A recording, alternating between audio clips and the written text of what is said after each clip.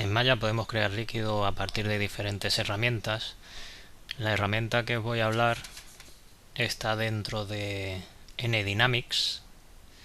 NDynamics representa que es un módulo avanzado de dinámicas. No confundir con el módulo Dynamics, que es el antiguo. Dentro de NDynamics podemos crear líquidos de diferentes formas también. Podemos crear un emisor. Un emisor sería una fuente. A partir de esa fuente saldrían partículas. O en el caso que vamos a ver ahora, lo que vamos a hacer es decirle a Maya que llene este objeto de partículas. Aquí tenéis dos objetos porque hay que aclarar una cosa. Dependiendo de vuestro objeto que queráis rellenar de partículas, si vuestro objeto tiene dos paredes, como es el caso de este vaso que he hecho aquí en polígono, dentro de las opciones de rellenar partículas tendremos que activar un botón. Primero, para rellenar este objeto de partículas, me voy al menú NParticles, Create NParticles, y antes de hacer nada, aquí hay como unos presets. Esto significa que la partícula que va a crear, en este caso va a ser con atributos modificados para crear el efecto de agua. Si quisierais crear, por ejemplo, nubes, pulsaríais aquí, o simplemente bolas. En este caso, como queremos crear un líquido, pues mantendremos esto en water, y la herramienta para rellenar objetos de partículas sería esta que tenemos aquí, el fill object. Nos metemos dentro de lo que serían las opciones, hago un reset, y las dos cosas que vamos a modificar va a ser la resolución. En el caso de este tutorial vamos a trabajar con una resolución muy baja para lo que debería ser. Podemos trabajar con 15. Y esta opción de aquí es importante. Si trabajáis, como os comentaba antes, con objetos, si queréis llenar un objeto que tiene doble pared, tenéis que activar esta casilla de aquí, porque si no, no va a rellenar bien el objeto. Y antes de nada, esto es muy importante también, cuando trabajamos en Maya tendemos a trabajar con objetos pequeños. Pues para crear este efecto de líquido os recomiendo, para no tener futuros problemas, que trabajéis con objetos un poco más grandes de lo normal. En este caso lo que voy a hacer es escalar a 5 mi vaso. Fijaros el grid como queda. Selecciono el objeto y con los parámetros que hemos dicho antes aplico. Y esto automáticamente lo que hace es crear unas partículas. Voy a meter el objeto en una capa y lo pondré en modo template para que las podáis ver. Estas son las partículas que crea Maya. O sea, está completamente el objeto lleno de partículas. Pues como casi siempre cuando tengáis que trabajar con dinámicas y queráis ver la simulación de la dinámica, solo tenéis que pulsar aquí al play del time slider, y lo que va a hacer Maya es calcular lo que sería el movimiento de las partículas. Pero hay un problema, y es que el objeto de las partículas no tiene un objeto de colisión, de tal forma que las partículas caen para abajo. Pues en este caso lo que vamos a hacer es decirle a Maya que el contenedor de esas partículas va a ser este objeto, que es poligonal. Es importante, funciona con objetos poligonales. Y entonces, para decirle a Maya que este objeto va a ser objeto de colisión, me voy al menú NMesh, Create Passive Collider. Pulsamos ahí. Y ahora solo tenemos que darle al play para empezar la simulación. Y ahora sí que colisionarán las partículas.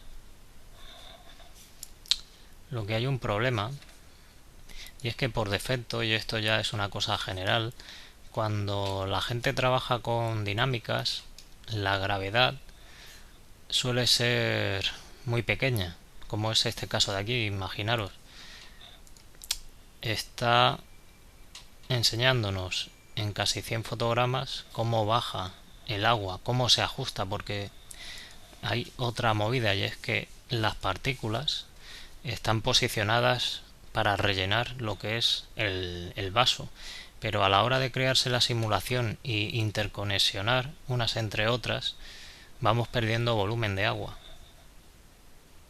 Fijaros, hemos perdido un volumen importante, y a más no tenemos gravedad. Lo que pasa es que como tampoco estamos viendo los fotogramas en tiempo real, porque el Maya necesita calcular el primer fotograma, cuando lo tiene totalmente calculado enseña el segundo, y así sucesivamente. Eso lo que crea es un retraso en la reproducción. Hay como un truco, que es crear un pequeño vídeo a partir de esta herramienta que tenemos aquí. Nos ponemos en el time slider, pulsamos con el botón derecho encima de él y tenéis aquí una opción que pone Play Blast. Esto lo que va a hacer es como un render en pequeña resolución y utilizando el render interactivo del Maya, y ahora veréis cuando acabe aparecerá una ventana, en este caso de QuickTime, y ahora estaríamos viendo la reproducción en 24 fotogramas por segundo de lo que sería la animación. Y fijaros que hay como poca gravedad, es como si estuviéramos viendo la animación con poca gravedad, y a la vez es como si fuera en cámara lenta, porque esa gravedad afecta menos de lo que debería. Pues lo que tenemos que hacer es, no sé si lo veis por aquí, allí como una N. Esto representa que es el motor que utiliza Maya para calcular las dinámicas. Si nos vamos al outliner también lo podemos ver, es el Nucleus 1. Pues dentro de esa herramienta, más que herramienta, objeto o nodo, hay un apartado Gravity y un atributo Gravity que por defecto pone 9,8. Pues aquí podéis subir dependiendo de vuestra escena. Esto también depende mucho del tamaño. Si tenéis un gran tamaño tendréis que poner una gran gravedad también. Yo voy a poner 98. Pulsamos play. Al realizar esto, fijaros, ha caído una partícula. El líquido aún parece que pierde un poco más de volumen, y aún vamos a hacer más cosas para que pierda un poco de volumen. Voy a seleccionar las partículas y dentro del Attribute Editor hay un montón de parámetros aquí, y hay uno de ellos que es un apartado que pone Collisions.